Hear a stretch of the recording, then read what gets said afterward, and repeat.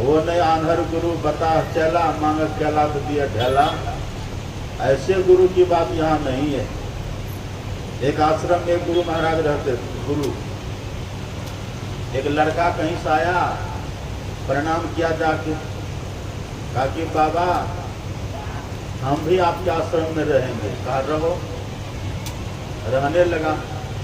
महात्मा ने कहा कि देखो तुम मेरे आश्रम में रहो, लेकिन अपने मन से कोई काम मत करना, जो हम कहेंगे ना, जो कहें वही करना। अभी तुम नए हो ना, अपने मन से कुछ मत करना। आश्रम में रहते थे तो पहले के जमाने में कार गाड़ी ये सब नहीं होती थी ना। पहले के जमाने में घोड़े की सवारी होती थी, रथ होता था। आश्रम में घोड़ा था। तो गुरुजी पहले सत्संग करने जाते थे तो वही घोड़े की सवारी। लड़का से कहा कि चलो तुम भी साथ में सत्संग में जा रहे हैं। चले सत्संग में। घोड़ा तो गुरुजी सवार हैं और लड़का जवान था तो पैदल पीछे पीछे जा रहा है। कुछ हुआ, ऐसे वैसे कुछ हुआ होगा। गुरुजी के जेब में कुछ रुपया था, तो चलते चलते जेब से रुपया गिर गया। और रुपया गिरेगा तो पीछे तो चला तो देखेगा ना, तो देखा। और जब गुरुजी वहाँ गंतव्य पर पहुँच गए तो जेब में देखे तो पैसा ही नहीं है। अरे जेब में पैसा था, क्या हुआ? गुरुजी तो रास्ते में गिर गया, तुम देखा था? हाँ गुरु महाराज देखते थे, उठाया नहीं। गुरु महाराज आपने कहा था ना बिना पूछे कोई काम मत करना, तो कैसे उठाते? देखिए यही गुरु नाम है ज्ञान का। शिष्य सीख ले सोए। गुरु कहते हैं ज्ञान को, और शिष्य किसको कहते हैं? जो गुरु को समझ, जो गुरु के ज्ञान को समझे, इशारा को समझ जाए। माता सहजोबाई ने अपने गुरु चरणदास जी को जाके प्रणाम किया तो गुरु महाराज आंख बंद कर लिए। अब हम लोगों के पास कोई आवे या पूज्यपाद के पास कोई जाए, प्रणाम करे पूज्यपाद को, आप पूज्यपाद आंख बंद कर ले तो अच्छा लगेगा आपको? लेकिन जो सच्चे शिष्य होते हैं ना, गुरु के संकेत को समझते हैं। सहजो गुरु प्रसन्न हुए। सहजो जाकर के सहजोबाई, माता सहजोबाई अपने गुरु चरणदास जी को जाकर प्रणाम करती है। चरणदास जी साधारण नहीं थे। चरणदास जी पूर्ण संत गुरु। जैसे जाके प्रणाम किया सहजोबाई ने तो चरणदास जी आंख बंद कर लिया। तो सहजोबाई को दुख नहीं हुआ। सहजोबाई कहा कि सहजो गुरु प्रसन्न हुए, मुंद लियो दो नए, अब फिर मौसू यो कहियो समझ ले हुई यह सैन। किसी इशारे को समझो। तो गुरु का तो इशारा काफी है। चला भी वैसा रहे तब तो, और गुरु भी वैसा रहे तब तो। लेकिन आन्हर गुरु बता चला। का गुरु महाराज रास्ते में गिर गया। देखो तुम साथ में रहते हो, कुछ गिरे तो उठा लेना चाहिए ना, इतना तो अकल तुमको होना चाहिए। ठीक है गुरु महाराज, अब आप कह दिए ना कुछ गिरेगा तो हम उठा लेंगे। अब फिर वहां से चले तो घोड़े की सवारी थी ना। अब रास्ते में चलते चलते घोड़ा को लेटरिन लगा। अब लिद्दी तो गिरेगी। अब लिद्दी जो गिरने लगी तो चला ने कहा कुछ गिरे तो उठा लेना, गुरु ने कहा था। तो लिद्दी को उठा लिया और कपड़ा गमछी में कपड़ा में बांध लिया। और जब सत्संग स्थल पर गुरु महाराज पहुंचे तो वहां तो सब कह रहे थे माइक में, सदगुरु महाराज की जय। और वो चला गया और माइक में कहा था, गुरु महाराज लीजिए लिद्दी। अरे तुम हमको लिद्दी दिखा रहा, लिद्दी दे रहा। गुरु महाराज आपने न कहे थे कुछ गिरे तो उठा लेना, तो लिद्दी गिर रहे थे उठा लिए, कौन गलत काम की? अरे तुमको इतना अकल नहीं क्या उठाना चाहिए क्या नहीं उठाना चाहिए?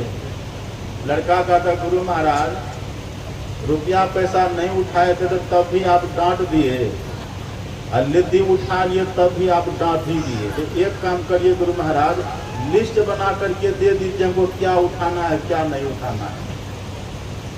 अल्लाह कॉपी कलम, आंगन गुरु पता चला। अल्लाह कॉपी कलम लाया और लिस्ट बना दिया। रुपया पैसा गिरे वो उठा लेना, कागज कलम गिरे वो उठा लेना, धोती कुर्ता गिरे वो उठा लेना, जो एक लिस्ट बड़ा सा बना करके दे दिया। और लड़का रख लिया। गुरुजी सत्संग में आगे बढ़े, घोड़े की सवारी है। रास्ते में चलते चलते का नाला था, नाला बह रहा था। नाला समझ रहे ना आप लोग? नाला बह रहा था। नाला में पानी था कम, कीचड़ था ज्यादा। थोड़ा चौड़ा नाला, पानी कम, कीचड़ ज्यादा। अब घोड़ा पार करेगा नाला का तो थोड़ा छलांग लगा के तब न पार करेगा। घोड़ा नाला को पार करेगा। जैसे घोड़ा छलांग लगाया तो गुरु महाराज जी नाला में गिर गए। अब पानी तो कम था, कीचड़ ज्यादा था। जैसे नाला में गुरु महाराज गिरे तो गुरु महाराज कहते रहे देखो मुझे उठाओ, मैं गिर गया। अब वो लड़का कहता ठहरिए गुरु महाराज देखते लिस्ट में आपका नाम है कि नहीं। लिस्ट आप ही न बनाए थे। अब गुरु महाराज वहाँ, गुरु उसका जो था हर गुरु बता चला, वो गुरु वहाँ पानी में गिरा, कीचड़ में फंसा हुआ। ये खड़ा खड़ा लिस्ट पढ़ रहा है। अरे निकालो ना, ठहरिए ना, लिस्ट पूरा होगा तब ना। लिस्ट पढ़ते पढ़ते पूरा लिस्ट पढ़ लिया। कहा गुरु महाराज क्षमा करिएगा, लिस्ट में आपका नाम है ये नहीं है। हम चाहते आप वही रहिए। बेचारा गुरु डूब करके वही कीचड़ में फंस, वो वही मर गया। चला जाकर गुरु के सिंहासन पर बैठ गया, गद्दी पर बैठ गया। यही है आनहर गुरु पता चला, अम्मा ने क्या दिया ढेला। तुलसीदास जी का हम ऐसे गुरु को प्रणाम नहीं करते हैं, ऐसे गुरु को नहीं करते। साचा गुरु जे मिले, पढ़िए दादू दयाल जी महाराज की वाणी। साचा गुरु जे मिले सब काज संवारे, और दादू नाव चढ़ाए करी ले पार उतारे। सतगुरु कसु मानुष करे, मानुष थे सिद्ध सोए, और दादू सिद्ध थे देवता, देव निरंजन होए। सदगुरु ऐसे होते हैं। अब थोड़ी सी बात और देखिए, सच्चे गुरु के बिना कल्याण होगा?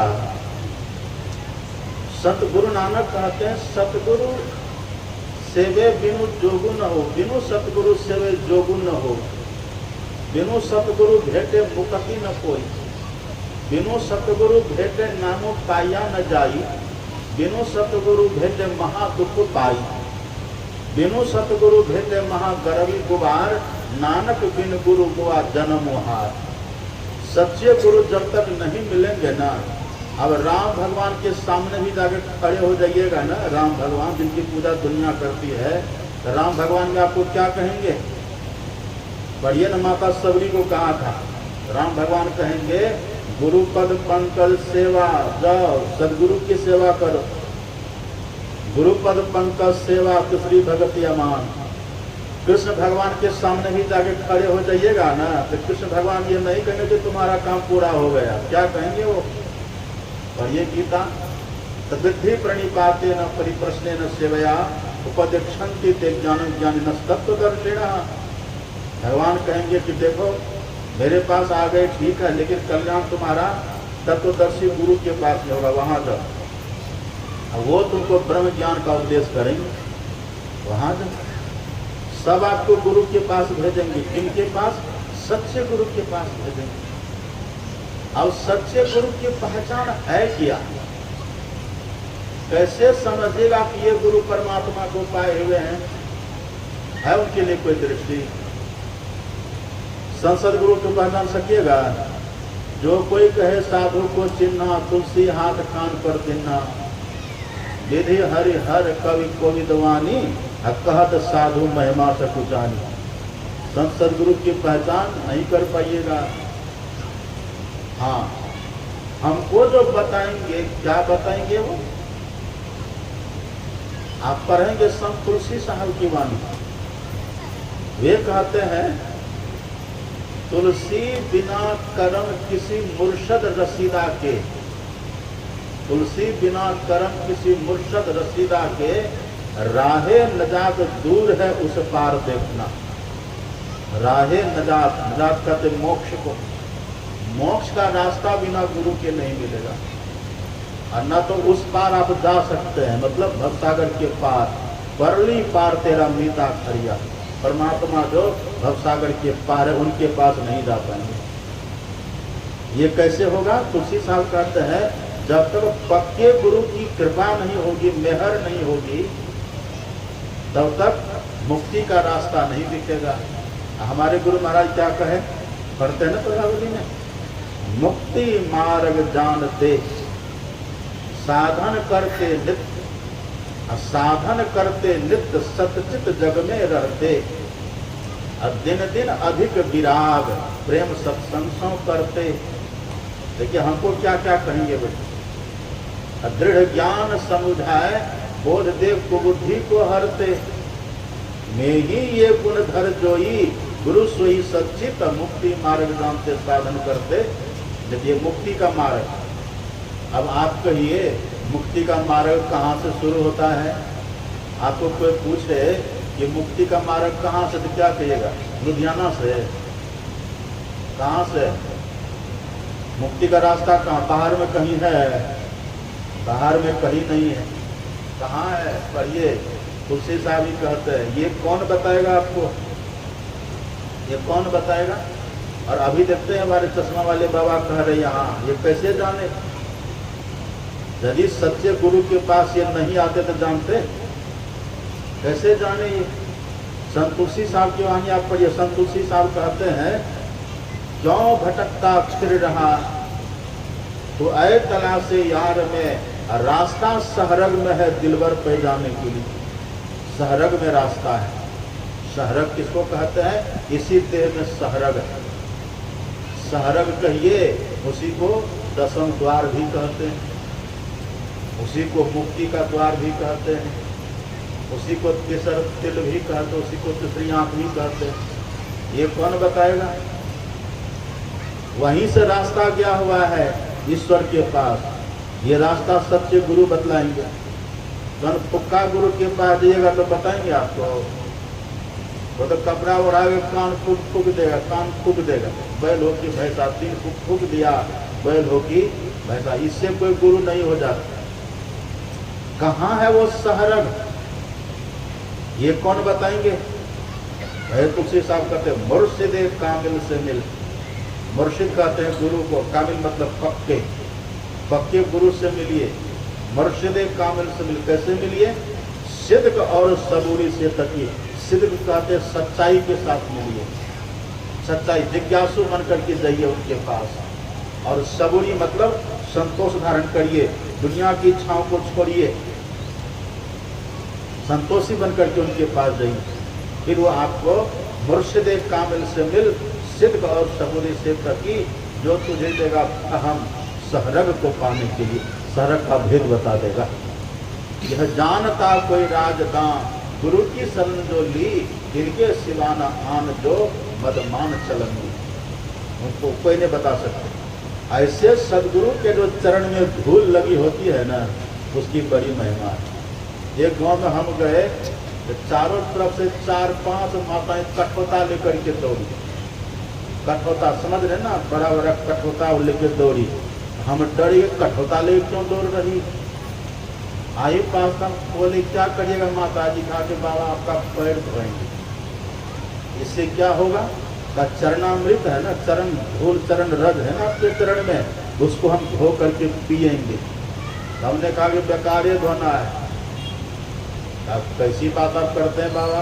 सत्संग में सुनते हैं, अभी सुने ना पाठ में, हम ये मूरी में चूरन चारू, समन सकल भगरुज परिवारू। हमने कहा वो ठीक है, महिमा ठीक है, लेकिन मेरे पैर को धो के पीजिएगा तो आपको बीमारी पकड़ ले, गड़बड़ हो जाएगा। अब क्या गड़बड़ होगा बाबा? हम बोले अगर मेरा पैर धो करके पीजिएगा ना तो पथरी हो जाएगी पेट में। अब जैसे पैर पथरी हो जाएगी पेट में, तुरंत ही कठोता लेके सब उधर चले जाएंगे। डरते हैं ना लोग। तो किनका चरण धोना है? ऐसे जो गुरु है उनके जो चरण में लगा हुआ धूल है, उनकी बड़ी महिमा है। उनकी बड़ी महिमा है। बिना महत पाद रजोभिषेकम, उनके रज जो है ना चरण में लगा हुआ, उससे अभिषेक करिए, उसका तिलक लगाइए। हाँ, हमारे सदगुरु महाराज जब विराजते थे ना कुप्पा घाट में, लोग आते थे दूर दूर से। पूज्यपाद महर्षि सहज स्वामी जी महाराज जी वहीं विराजते थे तब।